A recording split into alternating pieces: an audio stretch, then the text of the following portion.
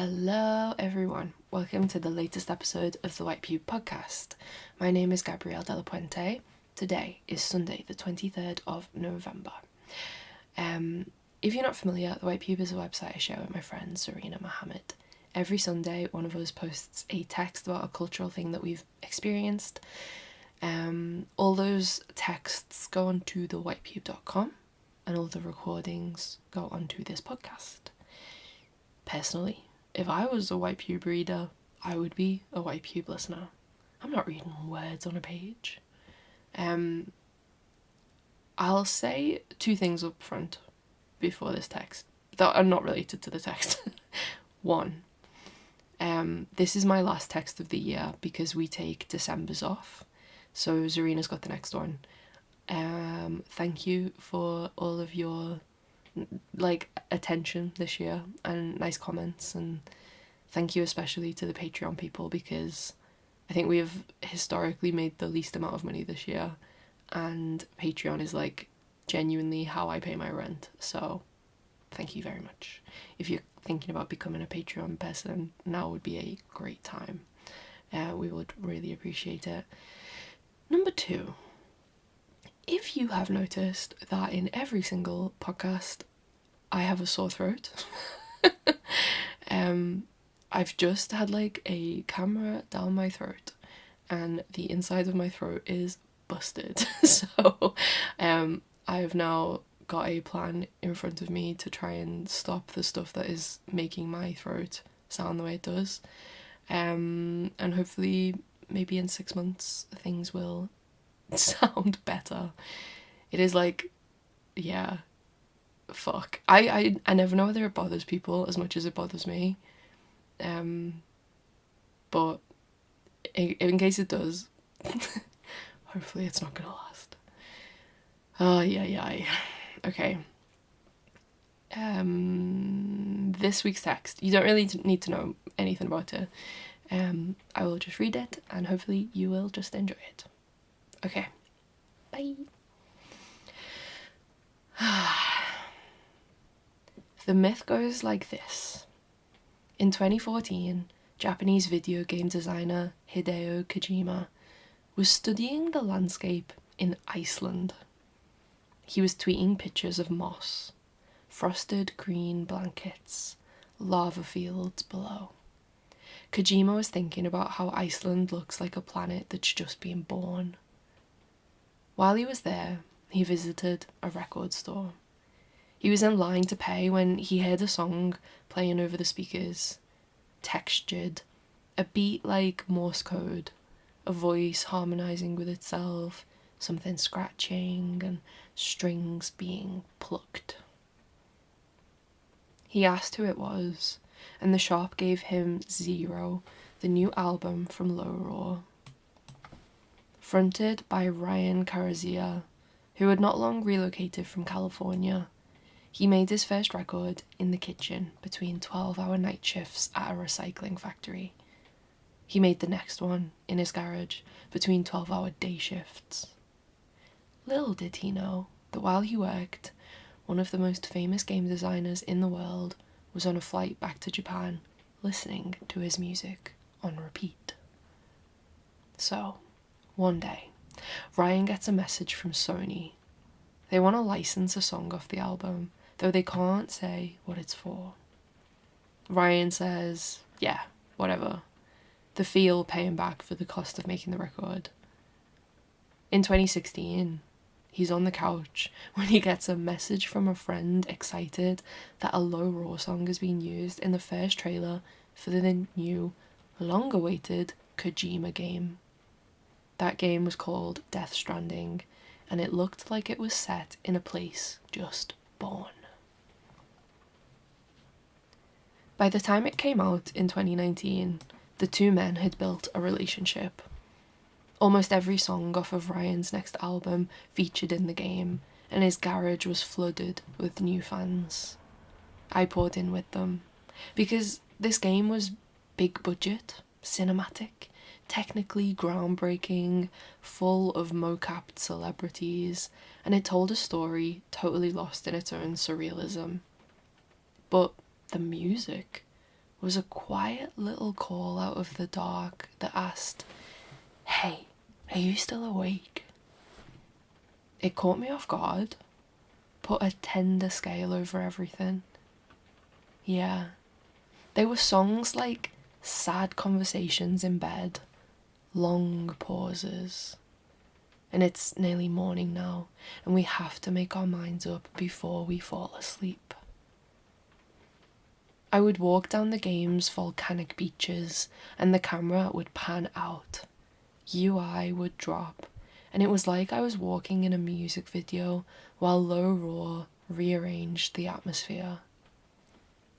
I was crawling under wind chimes, sleeping near the computer where it's warm. It was the music of a scared animal, but that sound was echoing through something bigger, like the vault of a church. And in that echo, there's some distance wrenched between us. And isn't it sad how sometimes we have to say goodbye to each other and just go it alone? Delirious, housebound in my first year of long COVID, I booked tickets to see Low Roar. They were due to play in a cafe in Manchester in October 2021, but I got an email saying the gig had been moved to April, and I thought, oh, good, buys me some time to recover. Then another email arrived. It had been postponed till November, and I felt the same again. But I never got to see them live because Ryan died that October. Complications from pneumonia, aged 40. I felt this misplaced sadness for someone I didn't know. Hated to think he might have suffered. Thought about this game he was attached to. Its story is all about death and community in spite of death. Went online to see tributes from Kojima, players, fans, people lighting candles. I ordered a few vinyls and played Low Roar in the living room, knowing it wasn't the same. When any artist dies, part of the grief is knowing there's no more art to come. That way, it's like two deaths in one. The second Death Stranding game came out this year. And afterwards, an international symphony tour was announced with one single date in the UK. On Sunday, I met up with 2 internet friends for the first time, even though we've known each other for years, connected over games during the pandemic, community in spite of death. While I waited for them to arrive, I watched kids in cosplay outside Wetherspoons. One of them was dressed not as the game's characters, but as Hideo Kojima himself. Glasses, haircut, blazer. I laughed. Totally forgot people would dress up, but I hadn't really thought much about the concert, to be honest. My own health is all I have capacity for. I'm doing a cardiology rehab program 5 days a week that's going well, but only because I'm letting it take over my life the way it needs to. 5 years later, and I'm still not out of the woods. I guess I assumed there'd be an orchestra on stage. They'd play the score and I'd enjoy it. A victory lap, an excuse to sell merch. I was only partly right. London Metropolitan Orchestra convened under a big screen that played footage from both games, but before we heard the instrumentals and all the Wood Kid on Game 2, we got a set list front-loaded with songs by Low Roar. His recorded vocals played, and then later, singer Matt Kent played the part. And God, it was like all those quiet songs I knew, soft like the inside of a cheek, were arranged across 80 instruments, and now his voice came to us atop a castle. Pauses in the music were filled with new movements, directions. The songs were stretched around a bigger architecture. There were pillars and pathways and waterfalls, so that each song had so much more space.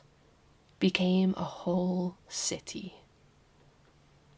I don't know how else to put it except to say it's like if the music from him and him alone was someone making a promise.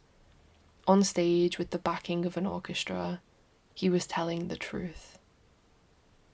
I was so happy and sad. Tears dripped off my face. There was a tribute on screen, and then later they played an interview with Hideo Kojima about what it means to tour this music. It was in the Sydney Opera House the week before, Los Angeles the week after, and I thought had been with this man in California before he moved to Iceland, before his ideas were then taken back to Japan. In the clip, Kojima said this one thing I had to get my phone out quickly to write down. He said, "I don't like the idea that music only exists in a virtual space." I thought virtual space was the only portal I had remaining if I ever wanted to access that sound again. But on Sunday, I went to the Low Roar gig I never got to see in 2021. The music was no longer virtual. The orchestra built it in space. And I take those ideas back to Liverpool with me, of making a place out of sound and coming together to enter that space, and knowing I was wrong, that art lives on. I hope all artists find caretakers like Kojima found Low Roar. The end. Okay, final emoji of the year. Low Roar. I should have thought of this before I said anything. Do you know what? On the first Low Roar album cover, there's a deer, like a stag. We'll go with the stag emoji because I think that does exist. Please post a deer on the Instagram post for today. And that's it, guys. I will rest my voice. I will try to come back with a stronger vocal range besides whispering, and I will see you in 2026. That sounds crazy. Bye.